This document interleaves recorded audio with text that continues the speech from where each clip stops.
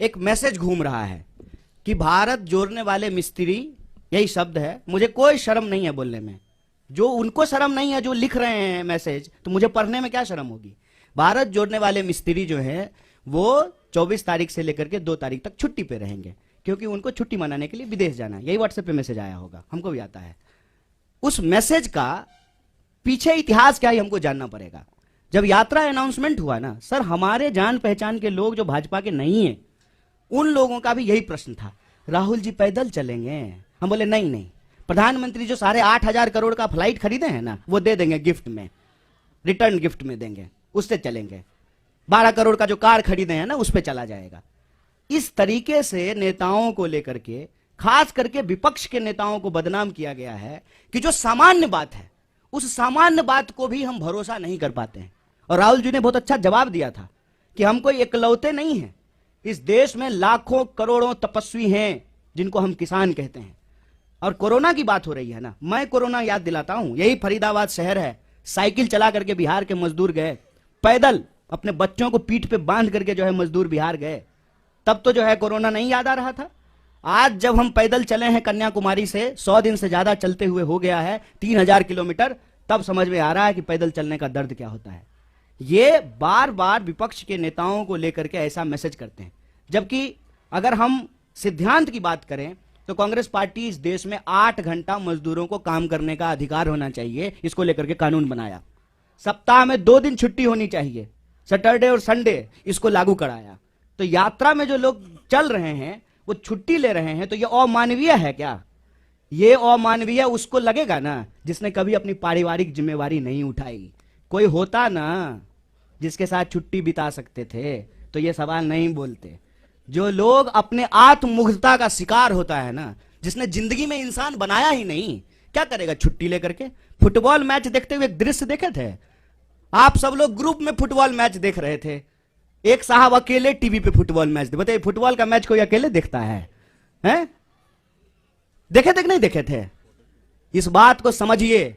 और जो तमाम लोग परिवार बना रहे हैं ना, शादी कर रहे हैं, बच्चे पैदा कर रहे हैं, ये आपको अनैतिक बोल रहे हैं। और खुद जो जिम्मेवारी नहीं निभा पाए, डर से भाग गए, क्योंकि आई लव यू कहने के बाद आई लव यू टू भी होता है और उसको निभाना भी होता है। जो ये नहीं कर पाए ना, वो अपने आप को नैतिक बोल करके आपके कंधे पे बैठे हुए हैं। आंख खोलिए साहब, परिवार चलाना एक जिम्मेवारी है, छुट्टी मिलना एक मानवीय अधिकार है, अपने रिश्तों को निभाना सामाजिक दायित्व है। हम देश का दायित्व निभा करके परिवार का दायित्व निभाएंगे, इसमें क्या बुराई है? किस लिए आप कमाते हैं? कि आपके शादी हो, बच्चे हो, परिवार हो, इसीलिए कमाते हैं ना। क्या दिक्कत है इसमें? और मैं बताऊं इसका टेक्निकल कारण है, ये बात हम लोग बोलना नहीं चाहते थे। हमारा कंटेनर रिफर्बिश होना है, हमको पहाड़ में जाना है, उसको जो है दोबारा से तैयार किया जाएगा। लेकिन इनको मौका मिलना चाहिए यात्रा को किसी भी तरीके से बदनाम करने का। पहले दिन से ये बोल रहे थे कि ये चलेंगे नहीं, विदेश चले जाएंगे। अरे विदेश जाने का आरोप जो है वो हमारे नेता के ऊपर लगता है। अब वास्को डिगामा की चक्कर की तरह जो दुनिया का चक्कर प्रधानमंत्री लगा रहे हैं। हमको लगता है कि जब प्रधानमंत्री स्वयं इतना विदेश घूम रहे हैं तो विदेश मंत्रालय की जरूरत क्या है? विदेश मंत्रालय तो होना ही नहीं चाहिए। इस तरह से यात्रा को बदनाम करने की कोशिश की जाएगी। मैंने आपको कह दिया 4 बिंदु हैं चौतरफा हमला में। पहला बिंदु कि ये यात्रा की प्रासंगिकता पे सवाल उठाए, दूसरा बिंदु इन्होंने यात्रा को बदनाम करने का कोशिश किया, तीसरा बिंदु कि मंदिर क्यों जाते हैं, और चौथा बिंदु जो मैं बार बार आपको कह रहा हूं यात्रा को लेकर के कि कुछ भी कोई बहाना लगा करके अब ये यात्रा को रोकना चाहते हैं, पर ये यात्रा रुकेगी नहीं। मैं प्रहलाद जोशी को एक चुनौती देना चाहता हूं। अगर वो जो कह रहे हैं सच निकलेगा, मैं पब्लिकली माफी मांगूंगा। अगर वो जो कह रहे हैं सच निकलेगा तो मैं पब्लिकली माफी मांगूंगा। अगर वो जो कह रहे हैं सच नहीं निकलेगा, उनको पब्लिकली माफी मांगनी चाहिए। ये मैं चुनौती दे रहा हूं और ये साबित हो जाएगा 2 तारीख तक। ट्रैवल रिकॉर्ड, हमारे सबके ट्रैवल रिकॉर्ड सरकार के पास है, सीट नंबर भी सरकार के पास जानकारी होगी। अगर वो जो कह रहे हैं सच निकलेगा, मैं माफी मांगूंगा। अगर वो कह रहे हैं गलत निकलेगा, उनको ये धैर्य होना चाहिए, खड़े होकर माफी मांगे, क्योंकि बार बार ये बकवास बातें करते रहते हैं।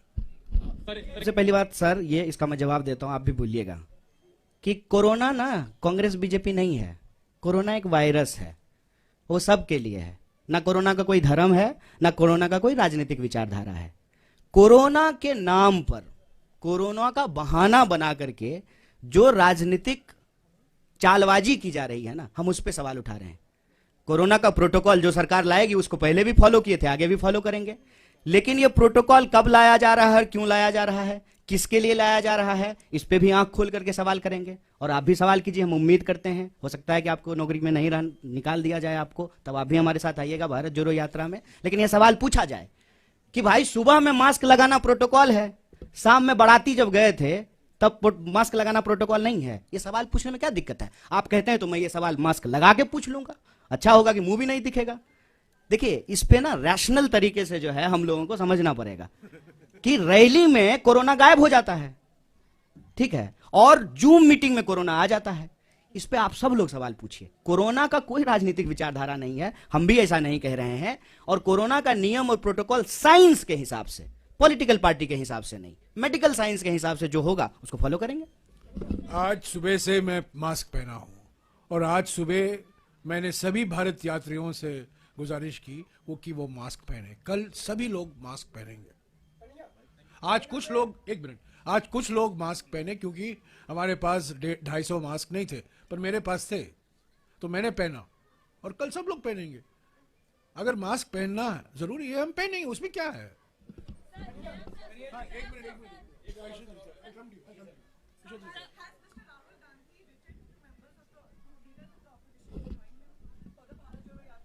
If I have information, I'll share it with you.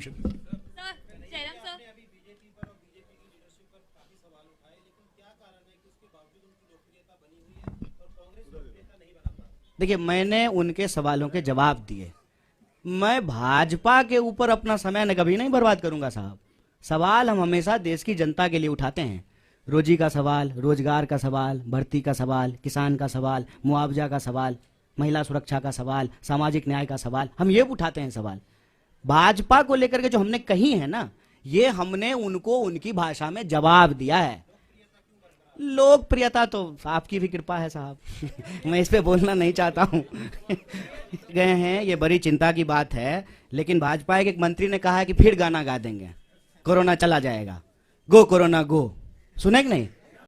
Bhajpa के एक मंत्री ने पार्लियामेंट के प्रीमाइस में कहा कि पिछली बार भी हम गाना गा दिए थे, गो कोरोना गो, कोरोना चला गया, इस बार कोरोना आएगा फिर हम गाना गा देंगे, गो कोरोना गो। हम ये नहीं कह रहे हैं, हम ये कह रहे हैं कि हम साइंस में बिलीव करते हैं। जो भी प्रोटोकॉल सरकार का होगा, जो एडवाइजरी होगा, उसको फॉलो करेंगे।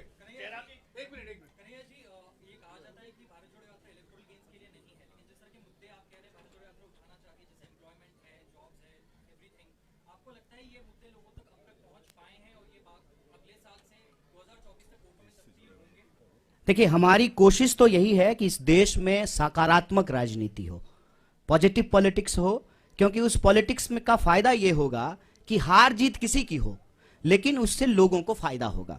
अगर हम राजनीतिक विमर्श के केंद्र में बेकारी का सवाल ला पाए, महंगाई का सवाल ले पाए, एसएमई जो small scale medium scale industries का सवाल है, महिला सुरक्षा का सवाल है, किसानों को मुआवजा का सवाल है, खेती का सवाल है, सीमा सुरक्षा का सवाल है, तो उससे देश को फायदा होगा। चुनावी परिणाम चाहे जो भी हो, लेकिन इस आधार पे अगर राजनीतिक विमर्श होगा, लोगों के बुनियादी सवाल पर होंगे, तो लोगों को फायदा होगा। हम वो प्रयास कर रहे हैं, कितनी सफलता मिलेगी ये तो देखने वाली बात है। खबरों में बने रहने के लिए फोरम 4 को सब्सक्राइब करें और नोटिफिकेशन पाने के लिए बेल आइकन दबाएं।